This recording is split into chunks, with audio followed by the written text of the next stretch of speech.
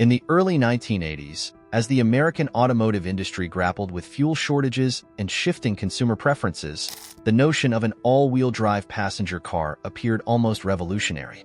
The market was still largely controlled by rear-wheel drive domestic vehicles, which had deteriorated in quality over recent years, while a rising wave of front-wheel drive imports offered enticing fuel efficiency and competitive pricing. Amidst this tumultuous backdrop, American Motors Corporation, AMC, was struggling to keep afloat, facing severe declines in car sales. The automotive giants, the Big Three, were outpacing them, and AMC's position as an affordable manufacturer was increasingly threatened by a growing array of imports flooding the market. In response, AMC realized they needed to think creatively and take a bold risk to carve out a distinctive market niche and save their company from collapse. What they ultimately developed was not only one of the most intriguing and unconventional cars of the decade, but also a vehicle that would lay the groundwork for an entirely new class of automobiles 2 decades later, the four-wheel drive AMC Eagle SX4. For those unfamiliar with the AMC Eagle SX4, it's crucial to recognize its groundbreaking impact in the automotive realm. Launched in 1981, the Eagle SX4 was truly a trailblazer in the crossover segment, merging the sleek design of the AMC Spirit economy car with cutting-edge four-wheel drive technology and slightly elevated ground clearance. This innovative fusion produced a vehicle capable of seamlessly navigating both urban streets and moderately rugged terrain. The genesis of this unique vehicle was largely influenced by the oil crisis of the late 1970s, which had severely impacted sales of AMC's Jeep lineup due to their poor fuel efficiency, driven by their weight, outdated engines, and a design reminiscent of a toaster. By introducing a crossover with four-wheel drive capabilities, AMC sought to tap into a distinctive market niche. The versatility of the Eagle SX4 aimed to attract a diverse clientele, from urban residents in need of reliable winter transportation to individuals in harsher climates seeking a dependable vehicle for inclement weather. Despite being financially strapped, AMC had 2 significant advantages at the time. First, their ownership of Jeep provided them access to some of the most skilled four-wheel drive engineers and manufacturing systems. Second, AMC's ethos has always been about maximizing their resources. Competing against the well-capitalized Big Three forced AMC to be innovative. In this instance, it meant retrofitting their Jeep-style four-wheel drive suspension onto an existing car, significantly reducing development costs. The initial concept for an all-wheel drive AMC was tested earlier on a prototype based on the AMC Hornet, developed in partnership with a company called FF Developments.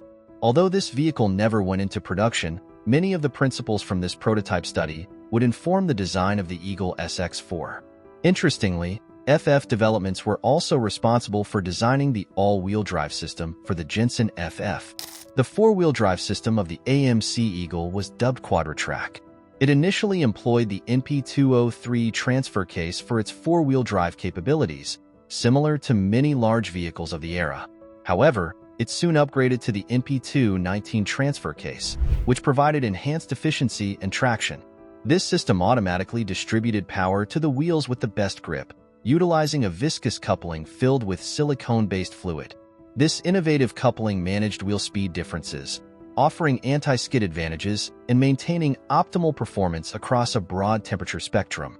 To integrate this new four-wheel drive system, AMC fitted it beneath the AMC Concord sedan and wagon, with an approximate 3-inch lift to accommodate the hardware and enhance the vehicle's ability to tackle moderately rough terrain.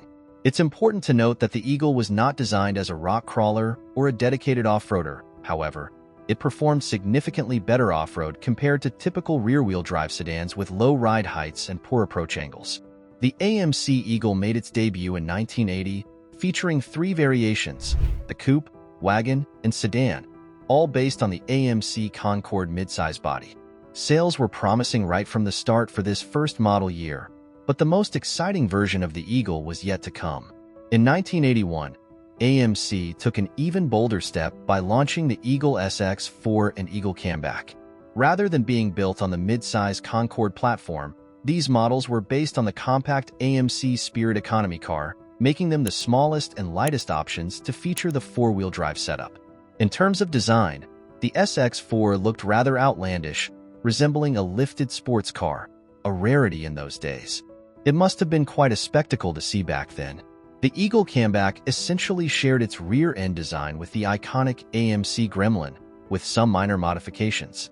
Its unmistakable sloping back gave it a unique appearance. Of all the Eagle models, I personally believe the SX4 was the standout choice.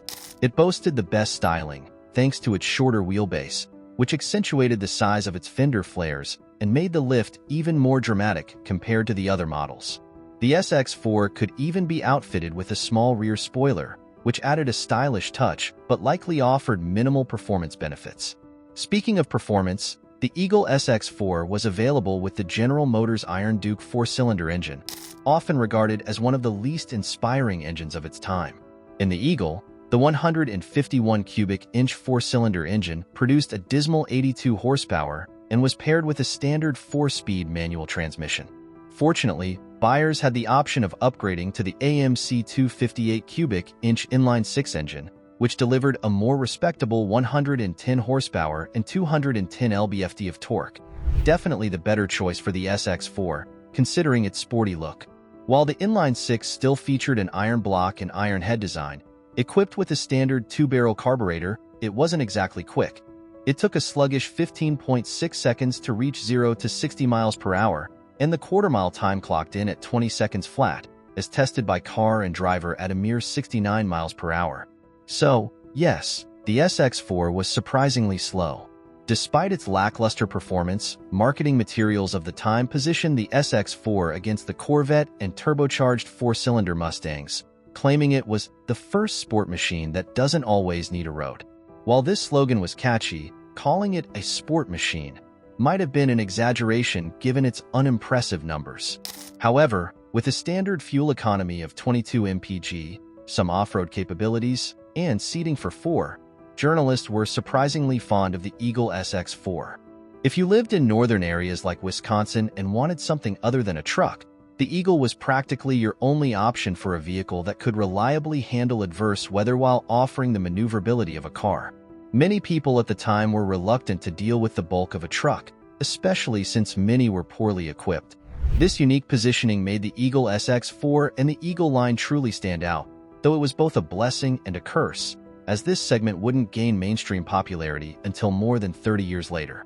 Today, it's one of the most sought-after classes of new vehicles in America, all thanks to the quirky little AMC Eagle and its coolest iteration, the SX4. To be fair, the AMC Eagle SX4 also offered good value for money. Back in 1981, the base model could be purchased for around $7,700, making it comparable to a very basic F-150 or a low-option Camaro. Considering it was a peculiar hybrid between a Camaro and an F-150, that price didn't seem unreasonable, especially given the lack of competition in this niche market. The Eagle remained in production from 1980 until 1988, coinciding with Chrysler's acquisition of AMC. While the wagon variant of the Eagle, based on the Concorde, was always the best seller, the SX4 was only produced from 1981 to 1983, making it quite rare. Just over 20,000 units were ever manufactured, and given that AMC cars often ended up discarded in scrapyards, most Eagles, many of which spent their lives in rust-prone areas, have dismal survival rates. As a result, finding a well-preserved example is quite a challenge. Fortunately, these vehicles haven't reached collector status yet, and likely never will, meaning they remain affordable for a car that can spark as many conversations as the SX4 can. Personally, I'd much rather be seen driving one of these than a new crossover, but that's just my take. I'd love to hear your thoughts on the AMC Eagle SX4. Do you think it was cool, or was it just a misguided effort? Thank you all for tuning in to another episode of our Rare Cars Revival documentary series. If you enjoyed this video, we'd appreciate it if you could drop a like and share it with fellow enthusiasts. Also, don't forget to subscribe to the Rare Cars Revival YouTube channel and hit that notification bell for more documentary-style videos featuring the world's most intriguing cars. Until next time, car lovers,